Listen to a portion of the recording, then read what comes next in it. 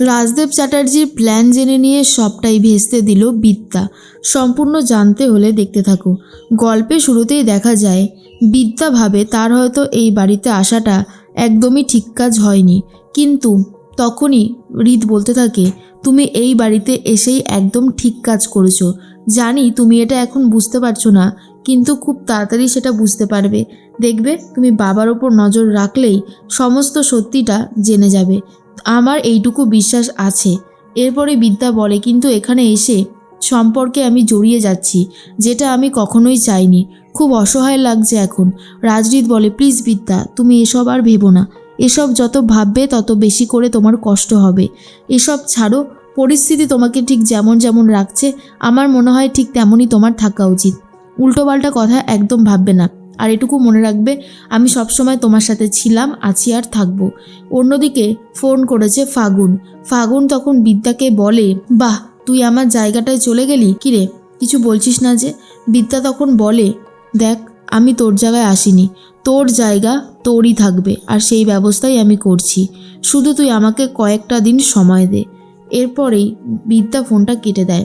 পিহু তখন বলে, কি বলল? ফাগুন বলে, ও বলল আমার জায়গা নাকি আমার জায়গাতেই থাকবে, কোনো অসুবিধা হবে না। কি বলছে আমি কিছুই বুঝতে পারছি না। পিহু বুঝতে পারে যে কোনো একটা গন্ডগোল আবারও হতে চলেছে। বিদ্যা ওই বাড়িতে গিয়েছে কোনো উদ্দেশ্যে, ও ওখানে সংসার করতে যায়নি, এটা কাকিমণি নিজেও বুঝতে পেরে যায়।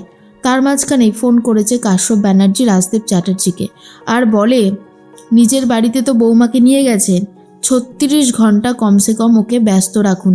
ভাত কাপড়ের অনুষ্ঠান করুন, বউ ভাতের অনুষ্ঠান করুন, ফুলসজ্জার অনুষ্ঠান করুন, সব কিছু করুন যাতে প্রফেসর বিবিকে ব্যস্ত রাখা যায়, আর সেই সুযোগে সমস্ত কাজবাজগুলো সেরে নেওয়া যায়।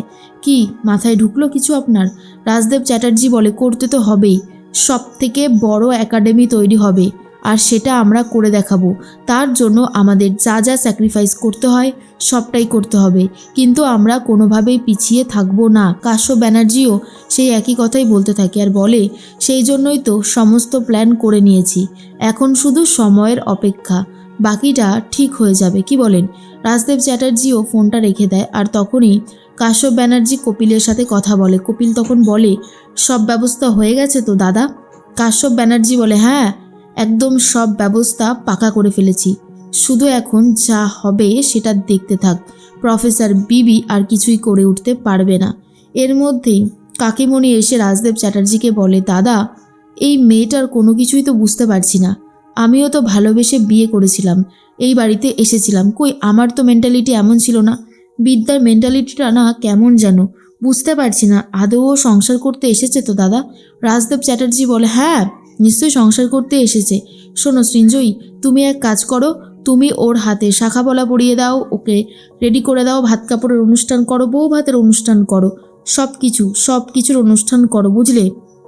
তখনই ত্রিধা বলে, জানি না এইসবের মাঝখানে পড়ে আমার ছেলেটার ঠিক কী অবস্থা হবে, কিন্তু ও যে বিদ্যাকে কতটা ভালোবাসে সেটা আমি দেখেছি। ভালোবাসে বলেই হয়তো এত বেশি কষ্ট পায়, কিন্তু আমি চাই আমার ছেলেটা ভালো থাকুক, সুখে শান্তিতে একটু সংসার করুক। কিন্তু কাকিমণি বলে, দিদিভাই, মনে হয় না সেটা হবে। ওই মেয়েকে এত সহজে এই বাড়িতে বসানো যাবে না। ও সংসার করতে এসেছে কিনা সেটা আগে দেখো।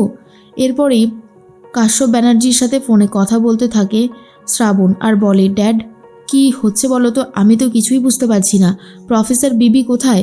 তখন কাশ্যপ ব্যানার্জি বলে, ও রাজরিতের বাড়িতে গেছে সংসার করতে। যতক্ষণে ও সংসার করবে ততক্ষণে এদিকে সমস্ত প্ল্যান রেডি আছে। শ্রাবণ তখন বলে, কি বলছো কি ড্যাড?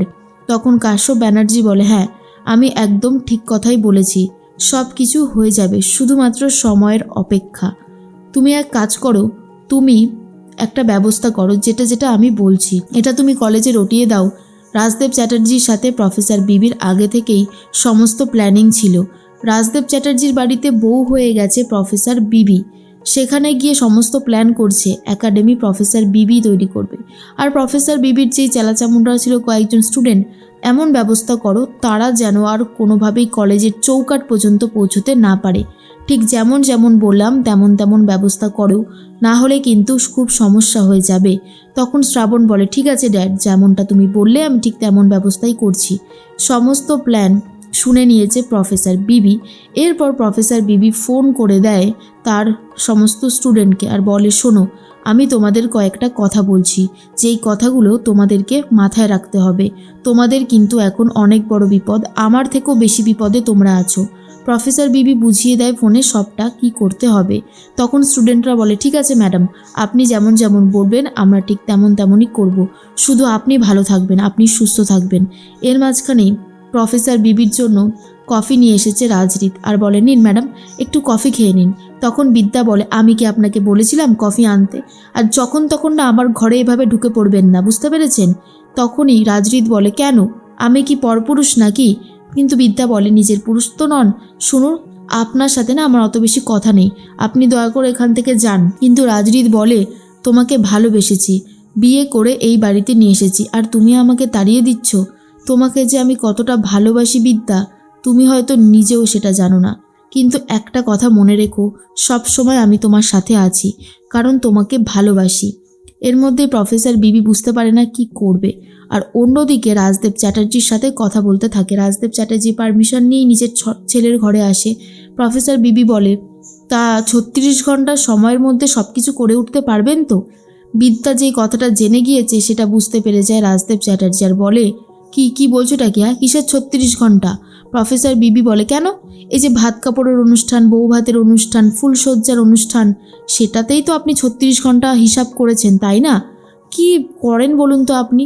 তখন রাজদেব চ্যাটার্জি বলে, শোনো, বেশি বাড়াবাড়ি করো না। হ্যাঁ, তুমি হয়তো ভুলে যাচ্ছ তুমি রাজদেব চ্যাটার্জির বাড়ির বউ, চ্যাটার্জি বাড়ির বউ বাড়িতেই থাকবে, বেশি বাড়াবাড়ি করবে না।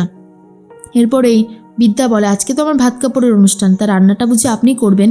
তখন রাজরিতের বাবা বলে, কি বলছোটা কি? আমি কেন রান্না করতে যাব? প্রফেসর বিবি বলে, ও মা, আপনি করবেন না তো কে করবে? আপনার বাড়ির বউয়ের ভাত কাপড়ের অনুষ্ঠান, রান্নাবান্না আপনাকে করলেই ভালো হবে। এরপরেই তখন রীতিমতো অবাক হয়ে যায় রাজদেব চ্যাটার্জি।